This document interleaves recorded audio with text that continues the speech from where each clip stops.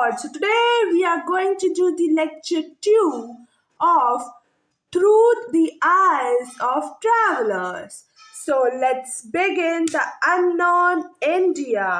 Lecture 2 Ibn Battuta world means आज हम ये पढ़ेंगे कि इब्न बतूता ने अपने हमारे वर्ल्ड को कैसा बताया जब वो दिल्ली में जब क्वासी बन के रहा था। सुल्तान किसने बनाया था क्वासी? सुल्तान मोहम्मद बिन तुगलक ने जब उसे क्वासी बनाकर जज बनाकर रखा था तो उसने क्या क्या नोटिस किया, क्या क्या ट्रैवल किया, वो सब और क्या क्या देखा, क्या क्या ऑब्जर्व किया, वो सब हम उसके बारे में आज पढ़ने वाले हैं। तो let's begin. Okay, so mission roadmap, that is lecture 1, master recap, full review. We will do the full revision of lecture 1 first. Then whatever is missed, that was missed in lecture 1, we are going to do in this lecture. And Ibn Battuta, the exciting life of a global tortoise. You know what is the meaning of global tortoise? Global tortoise means उसने पूरा world घूमा है। China गया था वो, Beijing तक उसने घूमा है। ठीक है, तो इंडियन बाजार कैसे होते हैं? दौलताबाद, अभी मैं आपको दौलताबाद के बारे में बताऊंगी कि आप तो बोलोगे हमने तो दौलताबाद पढ़ा ही नहीं, आपने तो पढ़ाया ही नहीं। पढ़ोगे, रुक जा, पेशेंस। म्यूजिक पढ़ेंगे, तराबाद क्या लिखा, द रिले रेस देखेंगे। रिले रेस हमने कल की lecture 1 की क्लास में भी पढ़ा था। उलूक और दवा याद हो तो उसको, एक तो फुट पोस्ट होता है, एक तो हॉर्स पोस्ट होता है, याद आया? तो आज वो भी पढ़ेंगे। ठीक है, backlog mastery 40 marks mock test chapter 1 to chapter 5. So without wasting our time, we will just begin with the lecture. So let's move on. Recap the trial. कल हमने अल-बेरूनी के बारे में पढ़ा, इब्न बतूता के बारे में पढ़ा, अल-बेरूनी के बारे में पढ़ा, इब्न बतूता के बारे में पढ़ा और बर्नियर के बारे में पढ़ा। अल-बेरूनी में देखा हमने कि उसने क्या क्या बैरियर्स फेस किए, उसका क्या सोल्यूशन निकाला, किस ओपिनियन से उसने एग्री होने से मना कर दिया, डिसएग्री हो गया। मतलब हम आज कल की क्लास में हमने ये सब देखा था। तो अल-बेरूनी जी आए थे 11th सेंचुरी में, इब्न बतूता जी आए थे 14th सेंचुरी में और बर्नियर जी आए थे 17th सेंचुरी में। ठीक है, बर्नियर रुका था 12 years इंडिया में, ये याद रखना। ठीक है, across 700 years they bridged India to the world. मतलब 700 years में ये तीनों लोग जो इन्होंने इंडिया को पूरा घूमा, जैसे मैंने आपको बताया अल-बेरूनी यहाँ तक घूमा, इब्न बतूता चाइना बीजिंग तक घूमा, बर्नियर जो था वो कंपेयर करने के लिए आया था, लुई 16 से भेजा था, ये मैंने बताया। ठीक है, तो फिर द 3 ऑब्स्टिकल्स जो अपने अल-बेरूनी ने फेस किए कौन कौन से? देखो, पहली बात, अल-बेरूनी ने, उसके पढ़ने से पहले हमें पहले बेसिक्स क्लियर होनी थी। क्या कि अल-बेरूनी ने कौन सी, वो 11th सेंचुरी में आया था, उसने कौन सी बुक लिखी थी? किताबुल हिंद, अरेबिक में थी वो बुक।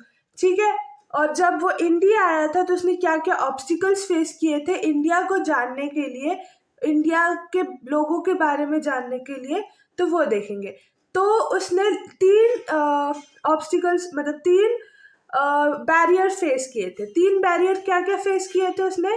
पहला लैंग्वेज, दूसरा बिलीफ, तीसरा इंसुलरिटी। ठीक है, तो पहला लैंग्वेज मतलब कि ये था कि जो संस्कृत लैंग्वेज है, मतलब इंडिया में अभी भी संस्कृत भी मानी जाती है और उस समय में संस्कृत बहुत चलती थी। तो संस्कृत जो भाषा है, तो वो जो संस्कृत भाषा है उसको बहुत कठिन लगी। क्यों? क्योंकि वो मतलब बहुत अलग है, संस्कृत बहुत अलग है अरेबिक और पर्शिया से, और हम संस्कृत को कन्वर्ट नहीं कर सकते इनटू अनदर लैंग्वेज। ठीक है, तो ये किसको लग रहा था? अल-बेरूनी को लग रहा था, ये उसके ऑब्स्टिकल्स। ठीक है, सेकंड हमने बिलीफ के बारे में पढ़ा। बिलीफ में हमने ये पढ़ा कि अलग अलग बिलीफ इंडिया के लोग फॉलो कर रहे हैं। कोई हिंदू है, कोई मुस्लिम है, कोई सिख है, कोई पंजाबी है, कोई वो क्या बोल सकती हूँ, कोई हिंदू पंजाबी और क्या होता है, हाँ, तो बहुत सारे रिलीजियस फॉलो कर रहे, अलग अलग प्रैक्टिसेस कर रहे हैं। कोई अल्लाह को इस तरह से मान रहा है, कोई अल्लाह को इस तरह से मान रहा है, कोई राम जी को इस तरह से मान रहा है, कोई राम जी की ऐसे पूजा कर रहा है, कोई राम जी की ऐसे पूजा कर रहा है, ठीक है। कोई मान जो नवरात्रे आते हैं तो कोई नवरात्रों में जो क्या बोलते हैं अजवाइन क्लोव को मुंह में रखकर व्रत कर रहा है, कोई मतलब क्या बोल सकते हैं, कोई उसमें साबूदाना और वो सब खा के व्रत कर रहा है। तो सबके अलग अलग बिलीव्स प्रैक्टिसेस है, ठीक है। तो उसने ये देखा, क्या क्या देखा, फिर रिलीजियस गैप देखा, मतलब सेकंड यही था कि different religious believes and practices की है। फिर इनसोलियरिटी जब वो उनसे पूछने गया उसके रिलीजन के बारे में और उन सब के बारे में, तो लोगों ने उसको इग्नोर किया। लोगों ने बोला बाहर से आया, जय माता दी, बाय बाय, ठीक है। तो ठीक है, तो लोगों ने बोला जा। तो locals were close to outsider, लोगर्स जो लोकल पॉपुलेशन थी वो अपना मुंह बंद करके रखती थी आउटसाइडर्स के लिए, ठीक है। अगर कुछ उटपटांग बोल दिया तो फिर बाद जब ये जाएगा तो हमको ही खानी पड़ेगी, तो इसलिए अच्छा मुंह बंद रखो।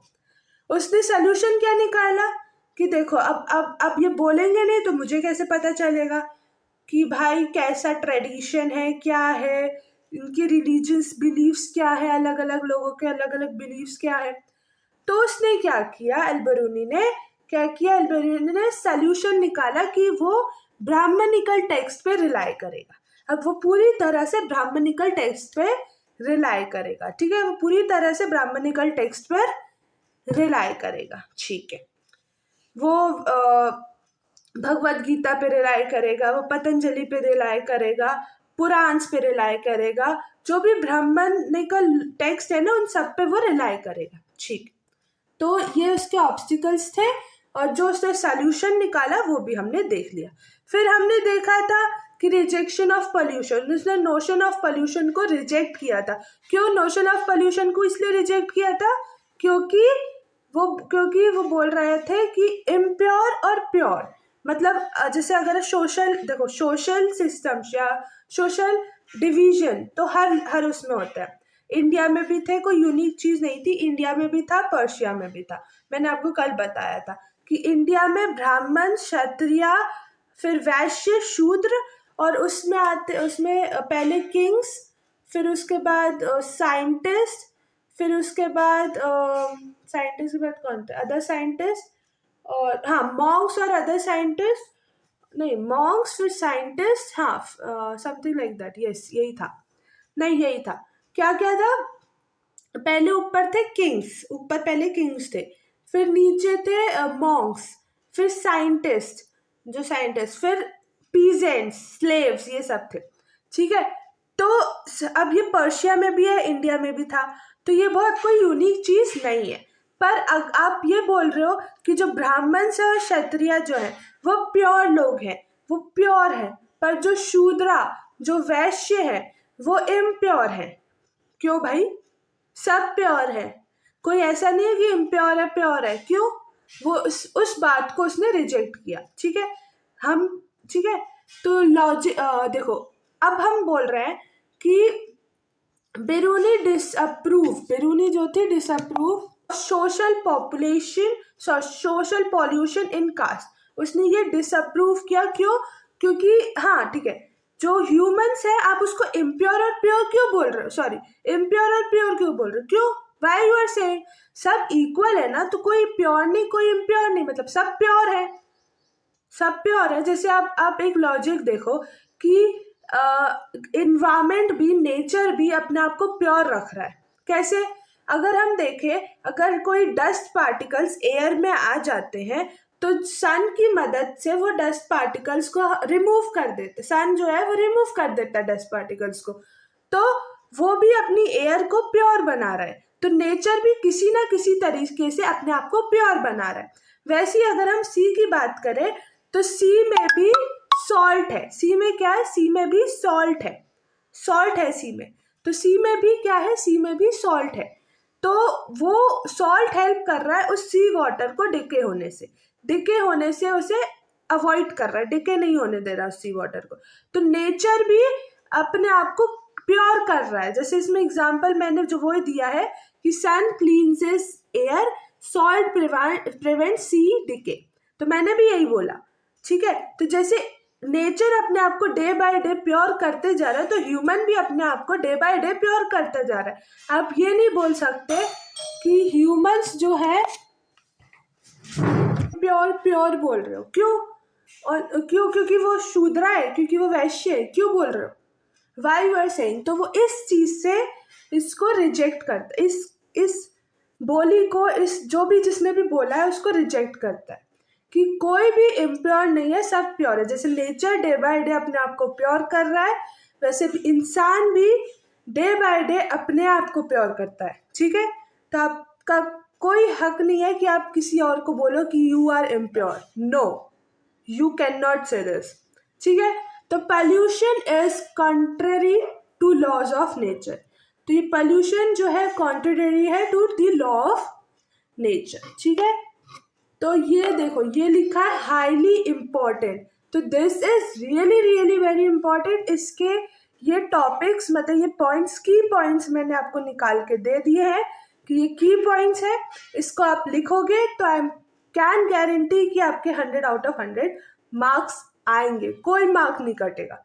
पर इसको थोड़ा एक्सप्लेन भी करना है, ठीक है। मैंने जैसे आपको एक्सप्लेन किया डिटेल में, वैसे ही आपको बोर्ड एग्जाम में एक्सप्लेन करना है, ठीक है। तो ये हाईली इंपॉर्टेंट है, आएगा।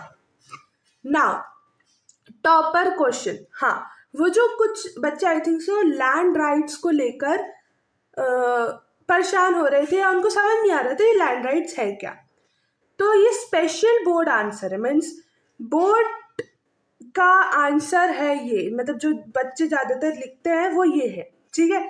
तो लिखना आपको यही है जिससे आपके मार्क्स भी अच्छे आएंगे। तो मुझे लगा कि किसी को इस बार, क्योंकि मैंने लेक्चर 1 में आपको सिर्फ एक लाइन बताई थी ये लैंड राइट्स की, कि लोग जो मुगल एम्पायर है वो सिर्फ कैप्चर करते, मतलब क्या बोलूँ, क्राउन लीडरशिप, मतलब ऐसे बताया था। तो मुझे लग रहा है कि आप लोगों को समझ नहीं आया और आप लोगों ने शायद ये क्वेश्चन छोड़ दिया या गूगल से लिख लिया है। तो अब मैं आपको क्लियर करती हूँ, स्पेशल बोर्ड आंसर है। तो ये बहुत इंपॉर्टेंट, क्योंकि टॉपर क्वेश्चन है और ये आएगा 100% श्योर हूँ आएगा, ठीक है। तो अब देखो, Bernier's claim the king is the sole owner of all land. अब बर्नियर क्या बोलना चाह रहा है? बर्नियर ये बोल रहा है कि जो किंग है वो एक सोल ओनर है सारी लैंड्स का। जो किंग है वो सारी लैंड्स का एक सोल ओनर है। क्या है? जो किंग है, बर्नियर ये बोल रहा है कि जो किंग है वो सारी लैंड का एक ओनर है। किंग जो है, the king is the sole owner of all the lands. Result, peasants couldn't pass land to kids so they didn't improve it। देखो रीजन क्या था? देखो किंग है sole owner of all the land, तो the king is the sole owner of the all the land.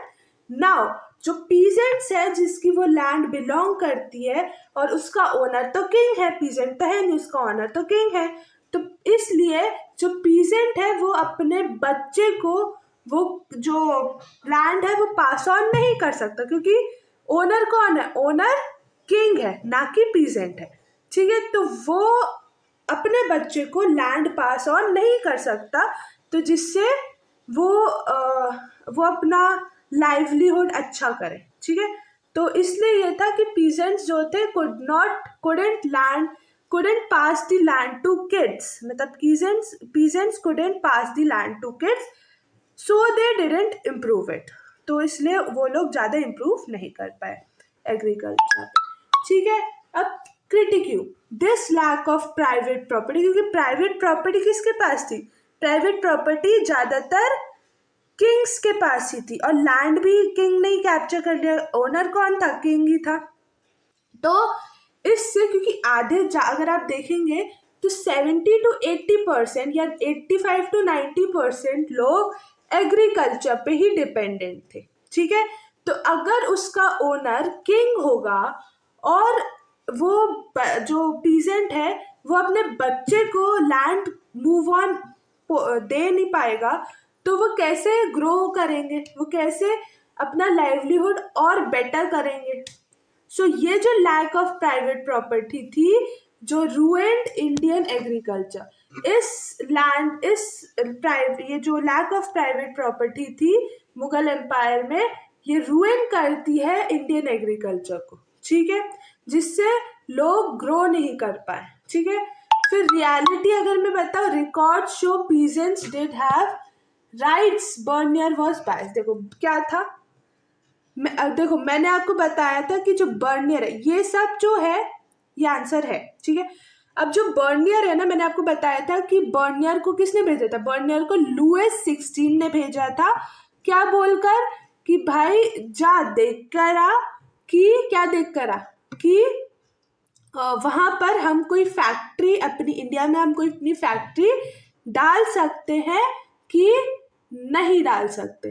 तो उसने क्या, Lewis 16 ने क्या धमकी दी थी, अगर अगर बर्नियर सॉरी इंडिया में कोई ऐसा हो, मतलब अगर कंडीशन ऐसी बनी कि फैक्ट्री नहीं डाल सकते, तो तू फिर वहीं रहना। और उसको टेंशन थी कि उसके बीवी बच्चे तो वहाँ है फ्रांस में लुईस 16 के पास, तो भाई प्रॉब्लम हो जाएगी।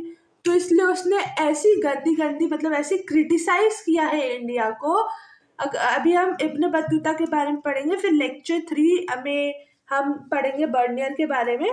तो फिर जो इब्न बतूता ने बोला उसका भी उल्टा, जो अल-बर्नी बोला है उसका भी उल्टा बर्नियर ने बोला है। क्यों? क्योंकि बर्नियर ने इंडिया को क्रिटिसाइज किया। क्यों? क्योंकि उसको घर वापस जाना था, वापस जाना है ना उसको घर, तो इसलिए उसको घर वापस जाना था। तो उसने इंडिया के बारे में सब उटपटांग चीजें लिख दी। इंडिया ये जो उसने बोला कि the king is the sole owner of all land, ये बिल्कुल गलत है। जो किंग था वो सिर्फ अकेला रूलर, मतलब ओनर नहीं था लैंड का। जो लैंड पीजेंट ओन करते हैं वो ही उसका ओनर, वही पीजेंट्स उनके ओनर थे। और वो अपनी जो लैंड है वो बच्चों को पास ऑन करते थे, जिससे एग्रीकल्चर और इम्प्रूव हो। प्राइवेट प्रॉपर्टी का लैक नहीं था।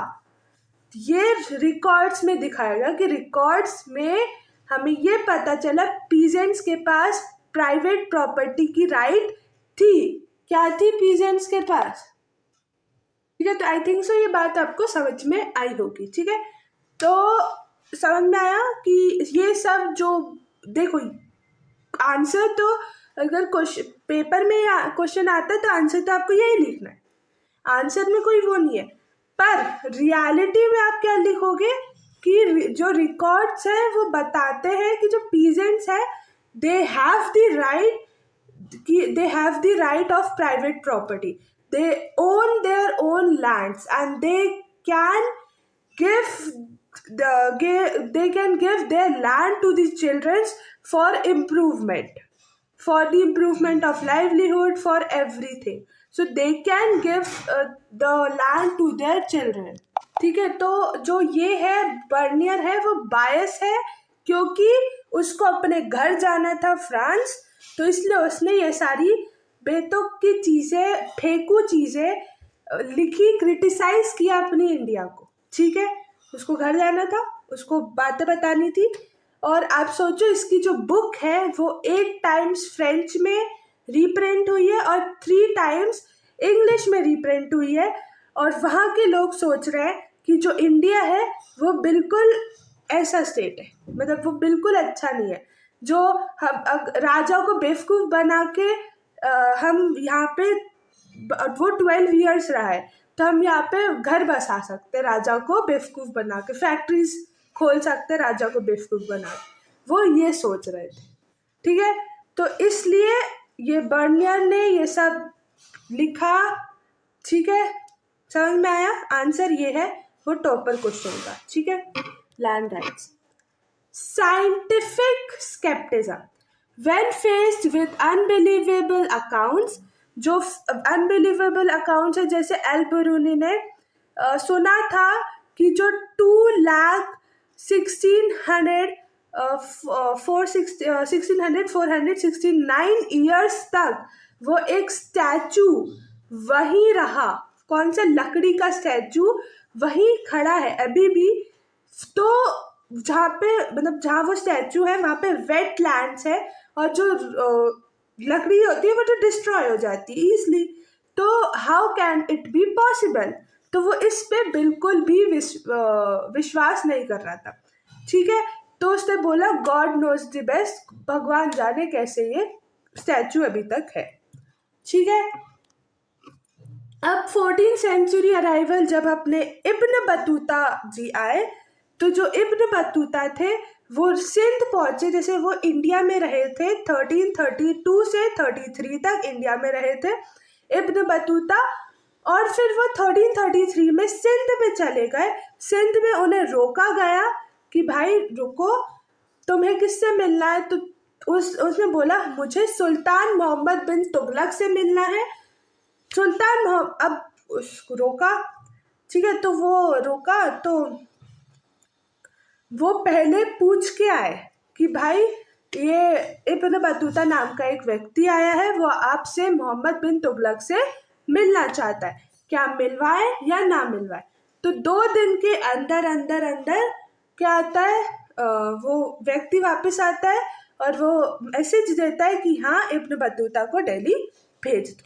ठीक है, तो मोहम्मद बिन तुगलक उससे मिलना चाहते हैं। तो Sultan Muhammad bin Tughlaq heard of his fame appointed, और उसके बारे में मोहम्मद बिन तुगलक ने बहुत शायद चीज़ें सुनी हुई थी, तो उसको अपॉइंट कर लिया as a qazi, as a जज उसको अपॉइंट कर लिया दिल्ली में। तो आज हम उसी के बारे में बात करेंगे, इब्न बतूता की। इब्न बतूता ने क्या क्या देखा दिल्ली में, क्या उसको कैसा इंडिया लगा, इंडिया में क्या क्या चीज़ें उसने एक्सप्लोर की, क्या कैसे बाजार्स हैं, क्या क्या चीज़ें हैं, क्या क्या कल्चर्स फॉलो है, वो सब हम देखेंगे। Travel through a massive global network, जैसे मैंने आपको बताया चाइना बीजिंग तक वो ट्रैवल कर चुका है। फिर 1347 में वो अपने होम टाउन टैंजियर पहुंच गया था, मतलब मोरक्को चला गया था। घर की भी तो याद आएगी बेचारे को। ठीक है, तो अब हम द अनफेमिलियर, देखो हमने वो क्वेश्चन आंसर में ही हमने बर्नियर के बारे में भी पढ़ लिया। तो अब हम इब्न बतूता के बारे में पढ़ने जा रहे हैं, that is the unfamiliar world. अब वो एक अनफेमिलियर वर्ल्ड में आ गया था दिल्ली, जो मतलब वो जानता नहीं था। वो टैंजियर में जहाँ रहता था वो उसके बारे में बहुत अच्छे से जानता था, पर वो दिल्ली आया है अभी, उसको मोहम्मद बिन तुगलक ने अपॉइंट किया एज अ क्वाजी, तो वो हर चीज़ को अब समझ रहा है। तो believe travel gave more knowledge than books. हमको ये पता है कि बिलीव ट्रैवल, और वो ये नहीं देखता कि बुक्स में क्या लिखा है, फालतू भाड़ में जाए, वो देखता है कि ट्रैवल से उसको क्या एक्सप्लोर कर रहा है। बुक में तो ऐसी चीज़ें लिखी रहती है, पर जो इंसान ट्रैवल करके उस चीज़ को महसूस करता है वो कोई बुक से नहीं हो सकता। तो met pious man, cruel kings and ordinary folk. उसने कौन कौन से लोगों से मिला? देखो, किंग्स क्रूअल भी होते थे, किंग्स जेनरस भी होते थे। कभी कभी क्रूअल हो जाते थे, अगर गलती हो गई तो ऑब्वियसली क्रूअल हो जाएंगे। अगर मतलब जैसे पापा होता है, तो अगर मान लो कि बच्चे से गलती हो गई, क्या हो गई? गलती हो गई, तो पहले तो डांटेंगे कि ऐसा ऐसा, फिर जनरस होकर काम होकर समझाएंगे। तो वैसे ही किंग्स भी होते थे। तो उसने देखा कि दिल्ली में भी ऐसे किंग्स थे। तो मेट पियोस मैन, मतलब क्रूअल किंग्स एंड ऑर्डिनरी फोक से वो मिला, और उसने देखा कि जो उसने क्या, वो कहाँ कहाँ गया, वो सैक्रेड क्या बोल सकता है, सैक्रेड प्लेसेस में गया, मतलब टेम्पल्स, मॉस्क, उसने ये सब देखे। फिर उसने देखा कि जो लर्नड मैन एंड रूलर्स है उनके साथ लोग ज़्यादा टाइम स्पेंड कर रहे हैं, फॉर व्हाट टू, कि वो जो लर्न मैन एंड रूलर्स हैं कि वो जो दूसरे लोग हैं जो नहीं पढ़े लिखे हैं उनको पढ़ा सके, तो शायद वो इसलिए टाइम ज़्यादा स्पेंड कर रहे थे उन लोगों के साथ। ठीक है, और anything unusual was highlighted for his readers. जो भी उसको अनयूजुअल लगा वो उसकी बुक रहला में अच्छे से हाईलाइटेड है कि आगे हम पढ़ेंगे कोकोनट और पान के बारे में। तो वो कोकोनट और वो पान के बारे में इतना फेमिलियर नहीं था, तो उसने कोकोनट को डेट पाम से कंपेयर किया है, और ये पान को उसने वो ग्रेप वाइन से कंपेयर किया है। वाइन मतलब ये वाला वाइन नहीं, ठीक है, बेल, ग्रेप बेल, ठीक है। तो nuts like a man's head, यही कोकोनट। तो अब देखो PYQ फोकस, ये प्रीवियस ईयर क्वेश्चन है, तो ये अच्छे से देख लेना। अब देखो इसमें ये दिख रहा है, ये उसके बारे में बात करें। Describe fruit with 2 eyes and a mouth. अब उसने क्या बोला, एक कोकोनट का पेड़ है, ठीक है, उसने देखा कोकोनट का पेड़ है, उसको उसने डेट पाम से फेमिलियर किया, और उसने ये बोला, उसने बहुत अच्छी चीज़ बोली। क्या बोली उसने, कि डेट पाम में, मतलब सॉरी, जो खजूर का पेड़ है उसमें खजूर उगता है, और कोकोनट के पेड़ में कोकोनट होता है। वाह वाह, कितनी अच्छी बात बोल दी उसने। अच्छा, उसने ये नहीं बोला कि भाई खजूर के पेड़ में कोकोनट उगता है, कोकोनट के पेड़ में खजूर उगता है। अच्छा है भाई, उसने ये नहीं बोला, ठीक है। तो मतलब देखो कितनी अच्छी बात बोल दी उसने, ठीक है। अब देखो अब जो वो कोकोनट को जब देखा रहा था, तो वो बता रहा था कि कोकोनट मैन के हेड के जैसा लगता है, स्कल जैसा लगता है कोकोनट, मैन के हेड जैसा ये कोकोनट है, इतना कोकोनट, ठीक है। और उसमें इधर ये 2 आईज है, यहाँ पे 2 आईज, ये जो कोकोनट है इधर 2 आईज है, और एक इधर छोटा सा मुंह है। अब भगवान जाने उसे 2 आँख और 1 मुंह कहाँ से दिख रहा है, कोकोनट में दिखता है तुम लोगों को? वो बोल रहा है कि भाई उसमें 2 आँख है और 1 मुंह है छोटा सा। वाह वाह वाह। और जो उसके 2 वो एंटीना निकले होते हैं ना कोकोनट के फाइबर, वो उसको हेयर बोल रहा है। और जब वो कोकोनट जैसे खुलता है, तो उसको क्या बोल रहा है, जो कोकोनट जब खुलता है तो वो ह्यूमन ब्रेन की तरह दिखता है। नाइस। तो वो ह्यूमन ब्रेन की तरह दिखता है, जो उसके ऊपर 2 एंटीना लगे रहते हैं, जो ऐसी चीज़ें लगती है जब कोकोनट को ऐसे पेड़ का वो लगा रहता है ना, तो वो है हेयर बाल, ठीक है। तो वो उसको इस तरह से देख रहा है। अब और जब वो सूख जाता है, जब कोकोनट जो है वो सूख जाता है, तो जो उसके, जैसे आपने देखा होगा ना कोकोनट, तो उसमें फाइबर लगा रहता है। तो जब वो सूख जाता है, तो वो फाइबर को हम ऐसे से निकालते हैं, तो जिससे इतना से छोटू सा वो निकलता है, नारियल निकलता है, ठीक है। तो उस फाइबर से वो बोलता है कि हम क्या बनाते हैं, हम वो बनाते हैं, रोप बनाते हैं, जिस रोप से हम शिप बनाते हैं। और आयरन नेल हम यूज़ नहीं करते, वो शिप ही हम मतलब इंडिया वाले शिप आयरन नेल यूज़ नहीं करते, वही रोप से शिप को सारे अच्छे से टाई कर लेते हैं, और रोप भी इतनी मजबूत होती है कि आयरन नेल की ज़रूरत नहीं पड़ती।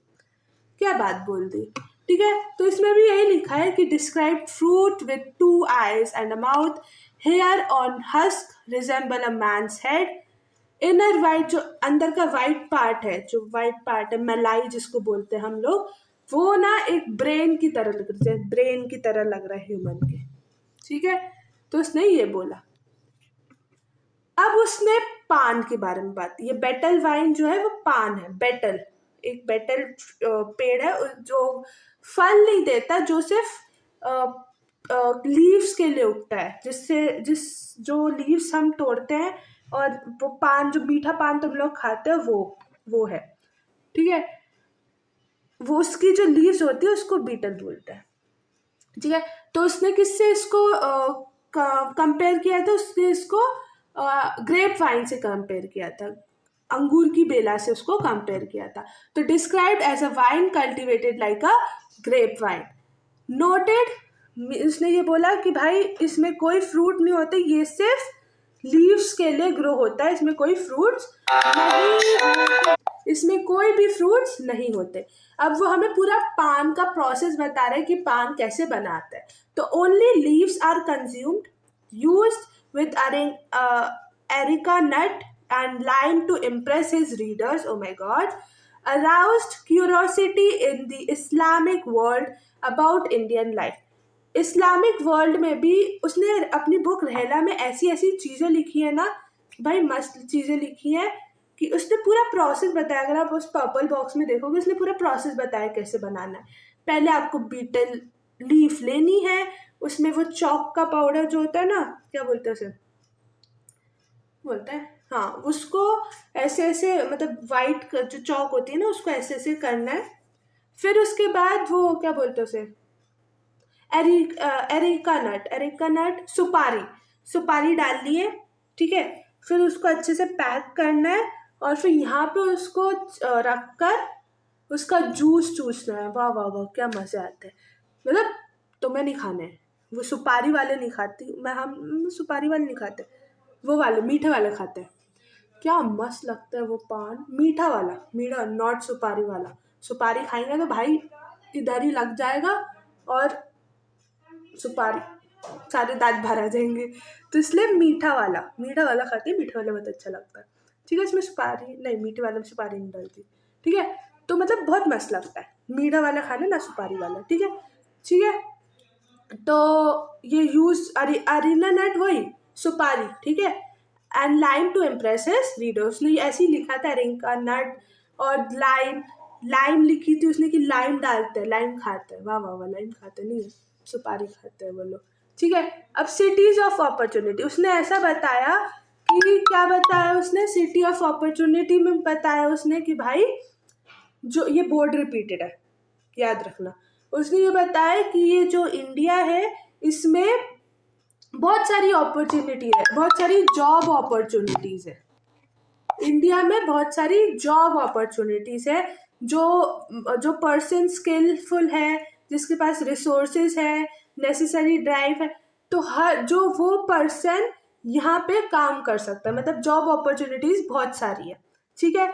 तो found cities densely populated and prosperous, उसने देखा कि सिटी बहुत डेंसली पॉपुलेटेड है, प्रॉस्पेरस है, और वहाँ पे जॉब फैसिलिटीज बहुत ज़्यादा है। Streets were crowded, bright and colourful, जो स्ट्रीट्स थी वो क्राउडेड थी, ज़्यादातर लोग बाजार्स में, ऑब्वियसली बाजार्स में सामान लेने आएंगे ना। जो स्ट्रीट्स थी वो क्राउडेड थी, ब्राइट एंड कलरफुल थी। Markets were filled with a huge variety of goods, market of course जो ह्यूज वेराइटी ऑफ गुड्स, मतलब कई वेजिटेबल्स हैं, कई फ्रूट्स हैं, कई आम है, कई क्या बोल सकते हैं, एप्पल बिक रहे हैं, कोई टेलर सिलाई का काम कर रहा है, या कोई क्या बोल सकते हैं वो झूले झुलाने, बच्चों को झूले झुलाने का काम कर रहा है, या कोई वो प्रिंट, तब तक प्रिंटिंग आ गई थी तो प्रिंटिंग का, क्योंकि बुक्स रीप्रिंट, तो प्रिंटिंग का काम कर रहा है, कोई कोई बहुत सारी चीज़ें ऐसे कर रहा है। तो डिसरप्टेड, अब ये जो था मतलब इसको बस ये था कि disrupted only during Wars and invasion, अगर वॉर हो गया या इन्वेजन हो गया तो इसमें थोड़ी डिसरप्शन होगा, बाकी तो सब ठीक है, ठीक है।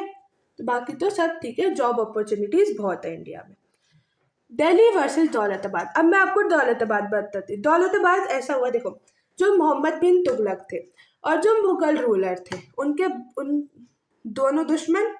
तो मुगल रूलर का दिमाग चला और उसने बोला आज हम दिल्ली को, मतलब मोहम्मद बिन तुगलक को उड़ा देंगे और दिल्ली को कैप्चर कर लेंगे।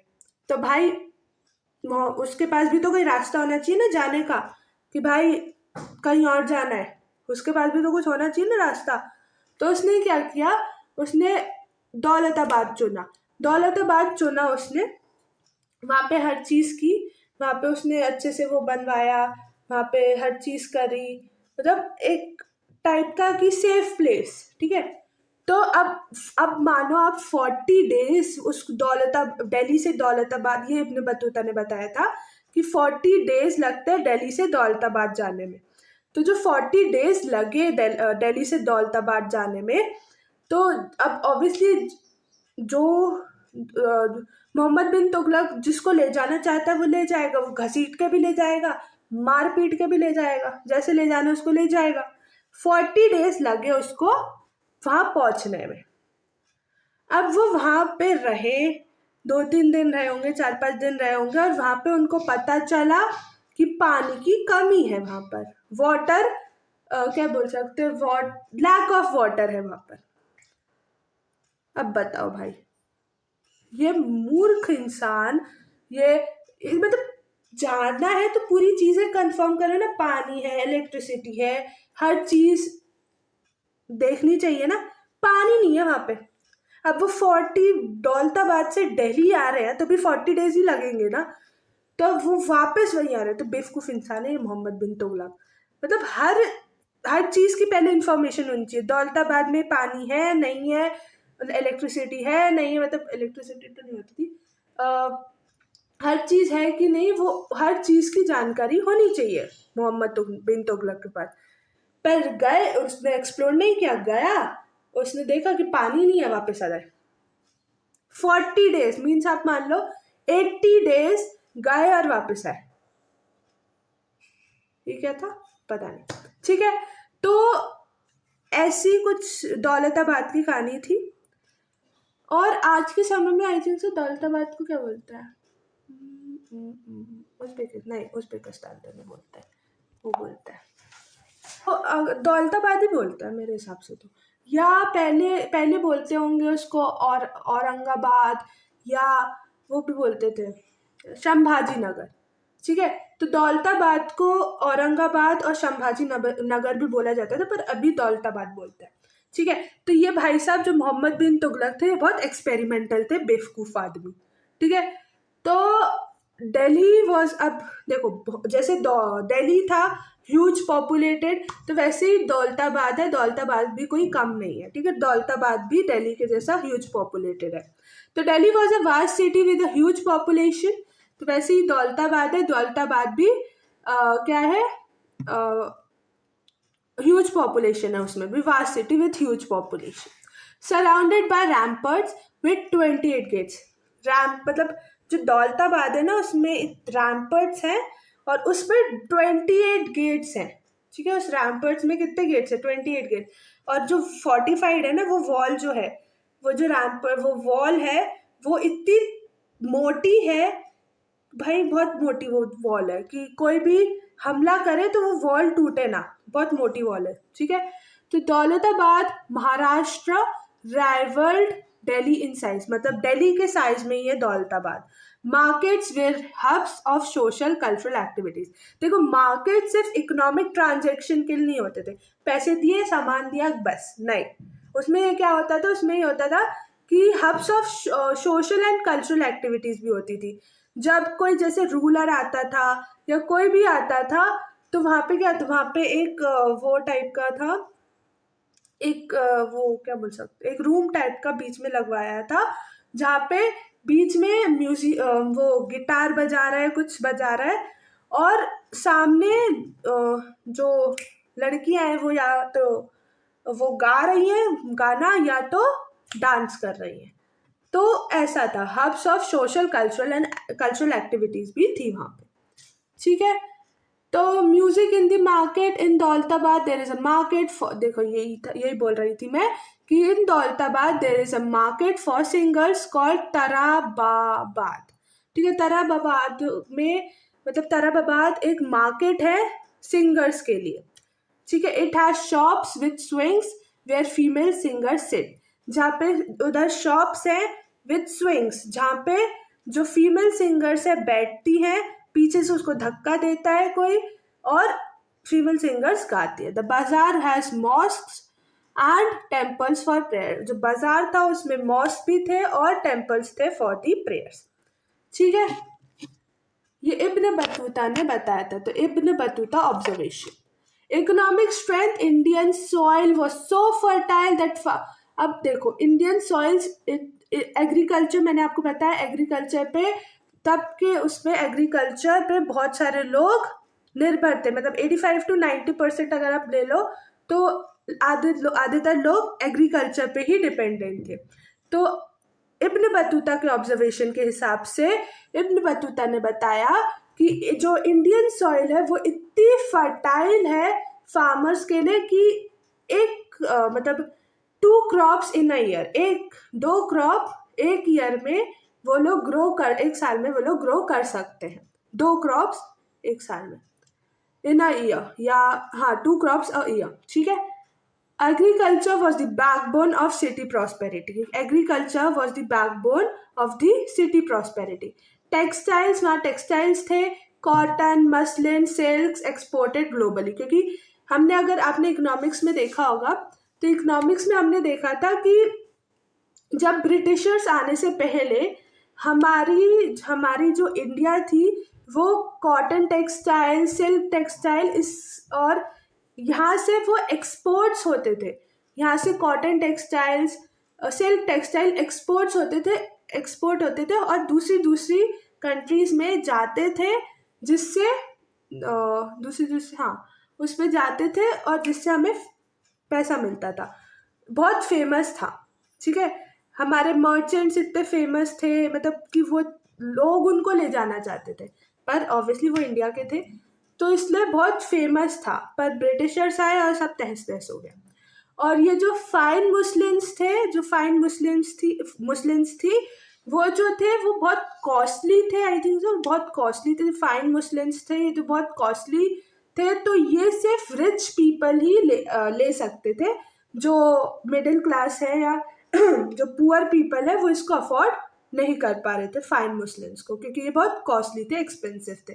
तो fine muslins were so expensive, only nobles wore वोर देम, ठीक है, only globals wore them. Okay, मैंने आपको बताया था कि highway were plagued by brigands. अगर हम कहीं भी जाते हैं उस समय में तो रॉबरी हो जाती है, इसकी वजह से so many people lost their lives. So इसलिए वो लोग कारवंस में जाते हैं, वो लोग ग्रुप में जाते हैं, जिससे उनका सेफ होने के चांसेस ज़्यादा हों, ठीक है। अब जो मैंने आपको बताया मुल्तान से दिल्ली, मतलब दौलताबाद से दिल्ली, मुल्तान से दिल्ली 40 डेज लगते हैं और ग्वालियर से दिल्ली 10 डेज लगते हैं, जैसे मैंने आपको बताया।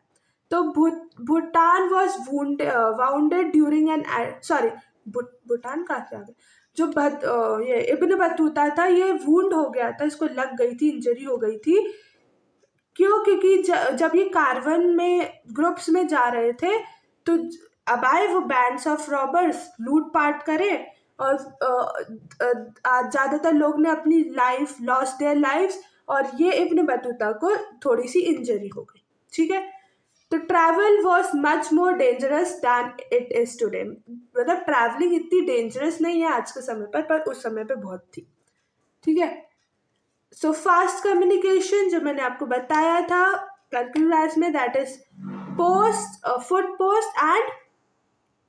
पोस्ट एंड कौन सा फुट पोस्ट और हॉर्स पोस्ट। तो एक उल्क है और एक दवा है। तो उल्क को हम हॉर्स पोस्ट बोलते हैं, जैसे रिले रेस होती है ना, तो वैसे ही उल्क बताऊंगी। उल्क को जो हॉर्स पोस्ट है और दवा जो है वो फुट पोस्ट है, ठीक है।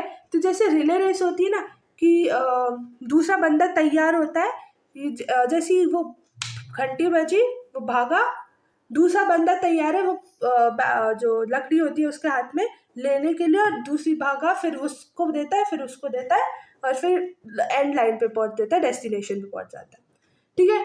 तो वैसे ही इसमें भी यही था कि जो उलूक था, हॉर्स पोस्ट था, यहाँ से जैसे मान लो यहाँ से एक बंदा गया तो हर 4 माइल पे वहाँ उसको एक दूसरा बंदा मिलेगा। वो वहाँ उसको उसको क्या देगा, उसको जो भी मैसेज देगा वो उसको दूसरा बंदा मिलेगा, उसको मैसेज देगा, फिर ऐसे ही रिले रेस होती रहेगी और वो डेस्टिनेशन पे पहुंच जाएगा। तो ये हॉर्स पोस्ट होती थी। हर 4 माइल पे एक आदमी खड़ा रहता था, मतलब हॉर्स लेकर। और दवा माने फुट पोस्ट, तो फुट पोस्ट जो था, फुट पोस्ट में क्या था, हर 1/3 माइल पर एक आदमी खड़ा रहता था। तो फुट पोस्ट में क्या था, भागा उसको दिया मैसेज, फिर भागा उसको दिया मैसेज, भागा उसको दिया मैसेज और फिर पहुंच गए डेस्टिनेशन पे, ठीक है। तो जो फुट पोस्ट था वो ज़्यादा फास्टर था देन दी हॉर्स पोस्ट। क्यों? क्योंकि उसमें 1/3 माइल पे ही लोग थकते नहीं थे, तो 1/3 माइल पे ही इंसान खड़ा रहता था और वही रिले रेस जैसे चलते जाता था और डेस्टिनेशन पे पहुंच जाता था, ठीक है। न्यूज़ इन, जैसे मैंने आपको बताया, news in 5 days Sindh to Delhi, मतलब कि वो उसको सिंध पे रोका गया था ना इब्न बतूता को, कि दिल्ली से पूछ के आने दो पहले कि मोहम्मद बिन तुगलक तुमसे मिलना चाहते भी हैं कि नहीं चाहते तो तुम यहाँ से वापस लौट जाना। फिर उसको तो इसलिए 5 days में वो जो मैसेज था वो वापस आया, because of this communication, this fastest communication. तभी वो 5 दिन में वो जो मैसेज है वो वापस आ पाया, नहीं तो फिर मैसेज को आने में टाइम लगता।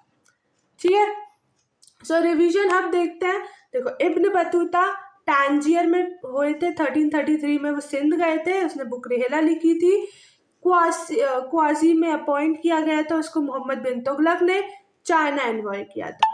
फिर वंडर्स, कोकोनट को वो मैन का हेड बोलता है, पान जो ग्रेप वाइन से उसको कंपेयर करता है, और मुस्लिम्स जो जो जो कॉस्टली होता है, ज़्यादातर नोबल पीपल, रिच पीपल ही उसको अफोर्ड कर पाते हैं।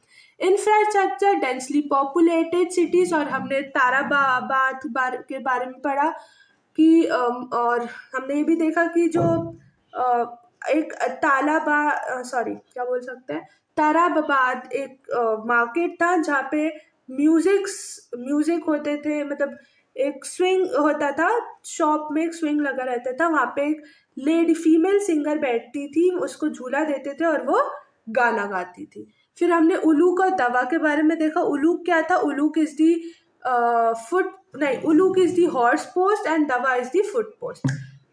डन, रिवाइज भी कर लिया हमने। तो read for the 40 marks master test. So let's start the master exam, MP board pattern, chapter 1 to masters, chapter 1 to 5 for master. Now total marks 40. Okay, so this is question 1.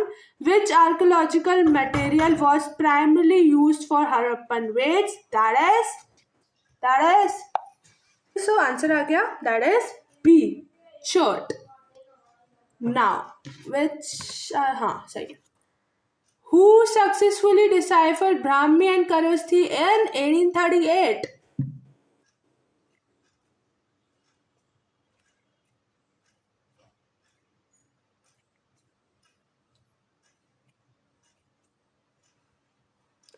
It's James Princip A. ठीक है?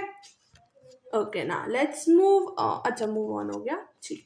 According to Manusmriti, what was the primary duty of Shudras? Manusmriti के हिसाब से शूद्रास की primary duty क्या थी? शूद्रास कहाँ से निकले थे? फीट से। तो उनकी प्राइमरी ड्यूटी क्या थी? To serve 3 cast.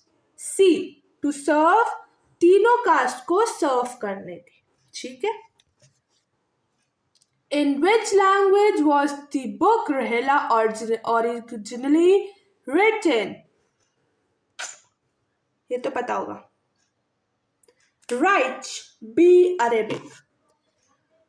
Which motif at Sachi signifies an auspicious woman causing blooming?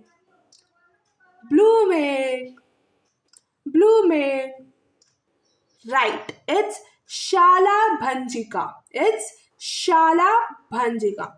क्योंकि जब भी वो पेड़ को छूती थी तो वो पेड़ फल देने लग जाता था। Section B, fillers. Al-Biruni was born in the year 973 CE. Sachi Museum was built by Dash Begum, Bhopal Begum. नहीं, wait for him. Shahjahan Begum, I think so. Wait, Shahjahan Begum. Sultan Jahan Begum. Okay. Now, Dash post was stationed every 4 miles. That is horse post. That is horse post. The market for singers in Daulatabad was Tarababad. The capital of Magda was Pataliputra. पहले कहते राजघर था, फिर उसके बाद पाटलिपुत्रा हो गया। ठीक है। Section C objective, Bernier was the physician to Dara Shikoh. Bernier physician था दाराशुको का। Good, right, true. Ibn Battuta was appointed as जज ऑफ लाहौर में था, दिल्ली में था, false. Harappan script is written left to right. Harappan left से राइट लिखते थे या राइट टू लेफ्ट लिखते थे? ट्रू, लेफ्ट टू राइट लिखते थे। साची is near the city of Bhopal. True. Al-Biruni rejected the notion of pollution. True. ना सेक्शन डी ये मैच कर लेना आप, मैच ठीक है, मैच कर लेना आप, ठीक है। Section E, one word Sanskrit word for funeral pyre is found as stupa. Ancient name for first sermon of Buddha, धामा चक्का पतवन परिवर्तन, ठीक है। Title adopted by Indo Greek rulers, जो टाइटल अडॉप्ट किया था इंडो ग्रीक रूलर्स, कौन सा टाइटल था? देवा पुत्र। Foot post station every 1-3 mile, जो फुट पोस्ट था स्टेशन एवरी 1-3 माइल, उसको क्या बोलते थे हम? दवा। First director general of ASI, Alexander Cunningham, Alexander Cunningham. अच्छा, इंडो ग्रीक रूलर्स तो वो सूटर है, SOTER, सूटर। देवपुत्र भी था, I think. Section F, short question. Mention any 2 features of Harappan drainage. Why did Ibn Battuta highlight coconut and पान? क्यों उसने highlight किया कोकोनट और पान को? किससे उसने कंपैरिजन किया, क्या बताया, वो सब आपको इसमें लिखना है। Section G, high rank question. Compare Al-Biruni and Ibn Battuta accounts of Indian society, discuss their mythology and focus. उनकी मिथोलॉजी डिस्कस करो और फोकस करके, ठीक है। 10 मार्क का है भाई ये। So these are the answers, okay, these are the answers, these are the answers, this is the answer की, उस थर्ड वाला का शूटर है, ठीक है। और हाँ देखो, लॉन्ग की में मैं बताऊँ तुम लोगों को, तो मेंशन बरूनी साइंटिफिक संस्कृत, जो संस्कृत डिपेंडेंसी बरूनी की जो 3 उस पे क्या बोलते 3 बैरियर्स थे, वो आप लिख सकते हैं। और जो इब्न बतूता का है, वो जो भी उसने अर्बन डिटेल्स बताए कि दिल्ली पॉपुलेटेड है, जॉब अपॉर्चुनिटीज बहुत सारी हैं, ये जो दवा और उलूस के बारे में उसने बताया, ये सब आप लिख सकते हो इसमें, तो जिससे आंसर जो बहुत अट्रैक्टिव दिखेगा। Thank you guys, thank you the topper squad. The beautiful thing about learning is that no one can take it away from you. So subscribe for lecture 3, Topper Squad. Bye bye guys. Love you all. And don't forget to like, share, subscribe my channel. And also, and if you have any doubt in anything, just write in the comment section. I will solve it. So bye bye guys. Love you all. Bye bye. Bye bye. Bye bye. Bye bye.